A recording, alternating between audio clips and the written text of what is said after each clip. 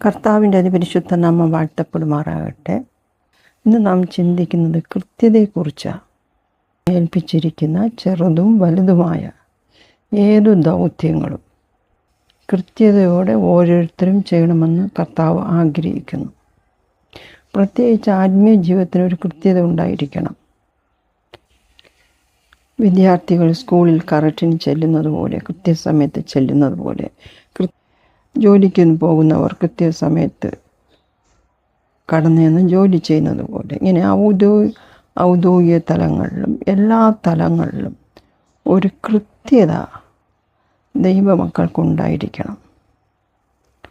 ഇപ്പം ഭൗമ്യതലത്തിൽ ഓൾമോസ്റ്റ് മിക്കവാറുമുള്ള എല്ലാവരും കൃത്യത കാണിക്കാൻ ശ്രമിക്കും. കാരണം കറക്റ്റിന് സ്കൂളിലോ കോളേജിലോ ചെന്നില്ല എങ്കിൽ പിന്നെ അവിടെ പ്രശ്നം ഉണ്ടാകും.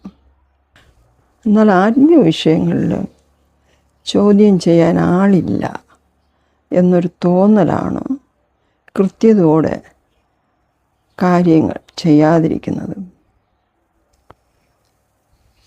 കൃത്യതയെക്കുറിച്ചൊരു അവയർനെസ് പ്രത്യേകിച്ച് ദൈവമക്കൾക്ക് ഇല്ല എന്ന് വേണം പറയാൻ. നാം ദൈവത്തോട് പാപം ചെയ്താൽ നാം അത് ഏറ്റുപറയും, പാപത്തെ ദൈവസന്നിധിയിൽ സമ്മതിക്കുകയും ചെയ്യും. എന്നാൽ അകൃത്യം പലപ്പോഴും പലർക്കും തെറ്റായി തോന്നുന്ന സങ്കീർത്തനം 103:2 പറയുന്നുണ്ട്, അവൻ നിൻ്റെ അകൃത്യമൊക്കെയും മോചിക്കുന്നു, നിൻ്റെ സകല രോഗങ്ങളെയും സൗഖ്യമാക്കുന്നു. അപ്പോൾ കൃത്യതയോടെ ചെയ്യാത്ത സകല കാര്യങ്ങളും അകൃത്യത്തിൻ്റെ ലിസ്റ്റിൽപ്പെടുന്നു. നമ്മുടെ അകൃത്യങ്ങൾക്കൊത്തവണ്ണം ദൈവം നമ്മോട് പകരം ചെയ്യുന്നില്ല. 103 സങ്കീർത്തനത്തിൻ്റെ 10 വചനത്തിൽ പറയുന്നു. അപ്പോൾ നമ്മുടെ അകൃത്യങ്ങൾ ദൈവസന്നിധിയിൽ നാം സമ്മതിക്കണം.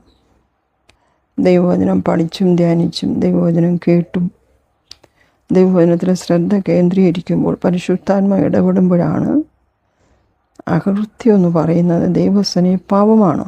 അതിക്രമങ്ങളും അകൃത്യങ്ങളും നമ്മുടെ അതിക്രമങ്ങളും അകൃത്യങ്ങളും നിമിത്തമാണ് നമ്മുടെ കർത്താവ് മുറിവേറ്റും പീഡനമേറ്റും ശിക്ഷ അനുഭവിച്ചും ക്രൂശിക്കപ്പെട്ടത്. യെശയ്യാപ്രവചനം 53 അധ്യായത്തിൽ അത് വ്യക്തമായി എഴുതപ്പെട്ടിട്ടുണ്ട്. അപ്പോൾ നമുക്ക് ഈ വിഷയത്തെ നാം മാനസാന്തരപ്പെടണം.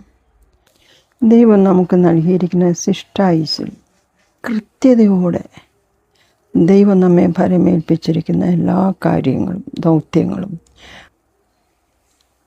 അനുദിനം നാം ചെയ്യേണ്ട കാര്യങ്ങളൊക്കെ കൃത്യതയോടെ നമുക്ക് ചെയ്യാം. കർത്താവ് നമ്മെ ഏവരെയും സഹായിക്കും. പരിശുദ്ധാത്മാവ് നമുക്ക്